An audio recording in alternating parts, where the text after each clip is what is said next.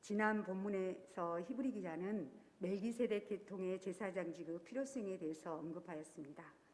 오늘 본문을 통해서는 온전히 구원을 이루신 대제사장 예수님에 대해서 말씀하고 계십니다.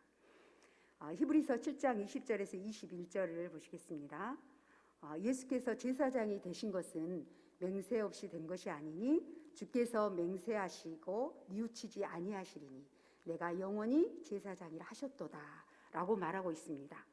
20절에서는 하나님의 맹세로 세워진 예수님을 말씀하고 있습니다. 옛 제사장들은 취임을 할 때 어떤 맹세도 하지 않았습니다. 하지만 예수님이 대제사장이 되셨을 때는 하나님께서 친히 맹세를 하셨습니다. 맹세란 어떤 것입니까? 맹세는 일정한 약속이나 목표를 꼭 실천하겠다고 다짐하는 것입니다. 성경에서 보면 하나님의 첫 맹세는 아브라함에게 복을 주고 번성하겠다고 하는 약속과 함께 나옵니다. 이르시되 여호와께서 이르시기를 내가 나를 가리켜 맹세하노니 내가 이같이 행하여 내 아들 내 독자도 아끼지 아니하였은즉 내가 내게 큰 복을 주고 내 씨가 크게 번성하여 하늘의 별과 같고 바다의 모래 같게 하리니 내 씨가 그 대적의 성문을 차지하리라 라고 말씀하셨습니다. 아브라함이 모리아산에서 하나밖에 없는 아들 이삭을 바치려고 할 때 하나님께서 아브라함의 믿음을 보시고 이렇게 말씀하셨지요. 이후 시편을 보면 다윗을 통한 영원한 왕권에 대해서 다시 세우리라는 약속도 주십니다. 그리고 또 시편 110편 4절에 보면 멜기세덱 계통에 따른 영원한 제사장을 세우시겠다는 약속도 주십니다. 시편 110편 4절 여호와는 맹세하고 변하지 아니하시리라 이르시기를 너는 멜기세덱 서열을 따라 영원한 제사장이라 하셨도다. 그리고 또 성경에는 이스라엘의 심판과 회복 등 여러 곳에서 하나님의 맹세가 사용됩니다. 그렇다면 하나님의 맹세가 우리에겐 어떤 의미가 있습니까? 하나님의 맹세는요, 하나님 편에서는 하나님의 다짐입니다. 하지만 언약 백성에게는 그분의 행하심을 분명히 인식하고 기억하라는 강한 명령입니다. 이런 하나님의 맹세는 레위계통 제사장을 세우는 과정에서는 언급되지 않았습니다. 하지만 새로운 제사장 우리 예수님을 세울 때는 이런 하나님의 약속이 있을 뿐 아니라 또 하나님이 후회하지 않으신다는 표현도 함께 하셨습니다. 이것은 장차 레위계통과 다른 종류의 제사장을 반드시 세우겠다는 하나님의 의지를 보여주신 겁니다. 또 22절에 보면 이와 같이 예수는 더 좋은 언약의 보증이 되셨느니라 라고 말하고 있습니다. 여기서 더 좋은 언약은 두 당사자가 계약을 통해 관계를 맺는 과정을 의미하는데 하나님과 신자와의 관계를 표현하는 핵심 용어입니다. 구약 성경에는 여러 언약이 있습니다. 크게 모세를 중심으로 맺은 시내산 언약과 장차 메시아를 통해 맺을 새 언약이 대표적입니다. 여기서 말한 더 좋은 언약은 새 언약을 의미하고 있습니다. 다시 말해서 예수님은 영원한 제사장직에 대한 하나님의 약속 성취로 이 땅에 새로운 제사장으로 오셨습니다. 약속의 성취로 이 땅에 온 예수님은 하나님의 구원의 계획의 핵심이며 더 좋은 소망이며 성취자이시고 동시에 곧 하나님의 새 언약 약속의 보증자시요 실행자이십니다. 그렇다면 옛 것으로부터 새 것으로 변하는 어떤 결과를 낳았습니까? 우선 하나님께 나아가는 수단이었던 옛날의 율법이 되고 대신 우리는 하나님께 나아갈 수 있는 새로운 고속도로를 얻었는데 그 도로는 예수님의 제사장 사역을 통해 닦여졌습니다. 이 고속도로는 새롭고 더 좋은 언약 위에 세워졌기 때문에 우리는 하나님께 나아갈 소망을 갖게 되었습니다. 이제 우리는 하나님께 나아가기 위해 그 고속도로를 통해 기도를 보내거나 힘든 상황 속에서 그분께 믿음으로 부르짖을 때 그 기도를 하늘 보좌에 안전하게 전달해 줄 제사장이 있습니다. 우리의 제사장은 아프거나 죽거나 휴가를 가거나 우리의 요구에 지치거나 자기의 유익을 위해 우리를 희생시키시는 분이 아니십니다. 그분은 신뢰할 수 있고 항상 살아계셔서 우리를 위하여 간구하시는 신실하고 영원한 대제사장이십니다. 23절에서 25절을 보면 예수가 약속된 새로운 제사장이란 논증이 계속됩니다. 기존 제사장들은 죽기 때문에 제사장직을 계속 유지할 수 없어서 많은 수가 필요했지만 예수님은 영원히 존재하시기 때문에 변함없는 제사장직을 가지고 있다고 말합니다. 이 표현에는 세 가지 대조점이 있습니다. 첫째는 많은 수와 한 명의 대조이고, 둘째는 제사장직의 단절성과 지속성의 대조이며, 셋째는 죽음의 한계와 영원성의 대조입니다. 모든 차이를 만드는 결정적 요소는 바로 세 번째에 있습니다.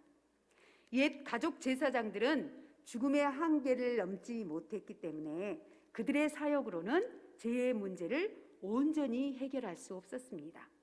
당연히 제사장직을 지속하기 위해 많은 세대에 많은 사람이 필요할 수밖에 없었는데, 이것은 그들 사역이 부분적이었음을 보여주는 것이기도 합니다. 그러나 예수님은 영원히 살아계신 하나님이십니다. 예수님은 하나님의 아들 하나님으로서 창조 과정에서도 함께 하셨습니다. 이것은 죽음을 경험하는 육체를 가진 피조물과는 본질적으로 다른 존재이신 겁니다. 그러나 중요한 초점은 예수의 영원성, 신성 그 자체가 아니라 이 땅에서 사역을 완성한 이후 상태에 있습니다. 예수님은 자신의 모든 영광을 버리고 레위계통 제사장들과 동일한 육신의 몸으로 이 땅에 오셨고, 그들처럼 육신에서 숨이 끊어지는 죽음을 경험하셨습니다.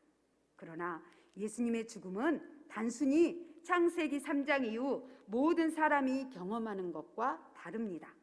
예수님은 모든 죄를 대신 지시고 아버지 하나님과 영원한 관계가 단절되는 저주를 받은 것 때문입니다.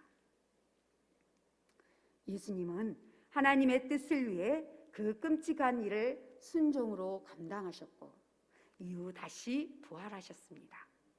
죽어 흙으로 갈 예수님의 육체에 하나님의 숨이자 호흡인 성령이 부어져 온전한 몸으로 다시 일어난 것입니다. 이 부활은 죄 문제의 결과인 죽음과 반대 모습이기에 하나님의 심판이 끝났다는 것과 예수를 통해 죄 문제가 해결되는 길이 열렸음을 의미합니다. 이 부활로 예수님은 죄를 해결하고 하나님과의 관계를 연결하는 대제사장 사역을 완수했음을 증명했고 영원성을 회복하셨습니다. 이제 구원과 정의 또 온전함을 위해 또 다른 제사장을 세우거나 제사장직을 바꿀 필요가 없습니다. 더 나아가 예수님은 자신을 통해 하나님께 나아가는 자들을 영원히 구원할 수 있습니다. 항상 살아계셔서 하나님 보좌 우편에서 그들을 위해 중보하시기 때문입니다. 또 과거의 제사장들은 매일 제사를 드려야 했습니다. 인간은 매일 실패하고 믿음은 연약해지고 결단은 오히려 불순종으로 이어집니다. 어제의 재물은 오늘의 죄에 압도당하기 때문에 제사장들은 매일매일 성소를 어쩔 수 없이 돌아가야 합니다. 이런 죄와 제사의 반복은 끝이 보이지 않았고 제사장들은 이 반복되는 지루한 사역을 타인을 위해서 했을 뿐 아니라 또 자기 자신을 위해서도 계속 반복해야 했습니다. 율법에 비추어 제사장 자신들도 약점이 많았기 때문에 매일 드리는 제단의 첫 제물은 자신의 죄를 위한 것이었습니다. 그러나 큰 대제사장이신 예수님은 자신을 위해 제물을 드릴 필요가 없습니다. 또한 매일 제물을 드릴 필요도 없습니다. 다른 제사장들과 달리 그는 죄가 없으신 분이시기 때문입니다. 예수님은 율법이 아니라 하나님의 맹세에 의해 지명을 받았고, 하나님은 예수님을 죄인이 아니라 영원히 온전케 되신 아들로 부르셨습니다. 하지만 우리는 어떻습니까? 우리는 하루도 넘어지지 않는 날이 없고, 우리의 못된 성질이 드러나지 않을 날이 한순간도 없습니다. 그러면 이러한 현실 때문에 우리 제사장은 우리를 위해 매일 제단으로 향해야 합니까? 히브리서 설교자는 그렇지 않다고 단호하게 말합니다. 예수께서 자신을 하늘의 제단에 제물로 드린 행위는 그분 자신뿐만 아니라 우리를 위해서도 드린 영원한 제사이기 때문입니다. 다시 말해서 그의 순종을 통해 완전해진 인간의 모든 상황을 하나님께 드린 것입니다. 따라서 예수님의 희생은 우리의 모든 죄를 단번에 해결하셨습니다. 이 서신은 과거의 십자가에 대해서 단번에 이루어진 그리스도 구속 사역에 대해 많은 것을 말하고 있지만, 그분의 백성을 위한 현재적 사역에도 강조하고 있습니다. 그분은 구원 사역의 사명을 마치신 후 이제 중보 사역을 통해 우리를 돕고 붙들어 주십니다. 매일 매 시간마다 그리스도는 우리를 위해 기도하십니다. 우리는 특히 이 서신의 유대적 배경을 염두에 두고 볼 때, 랍비들은 백성들을 위해 중보하는 일은 천사들, 그 중에서도 특히 미가엘 천사장에게 맡겨진 사역이라고 주장해 왔습니다.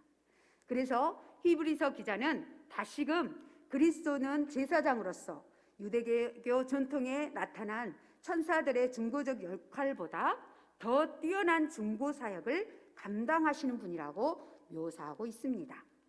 그분은 우리를 위해 참으로 의미 있게 중보하실 수 있는데, 이는 그분이 천사들과 달리 우리의 고난을 몸소 체험하셨기 때문입니다.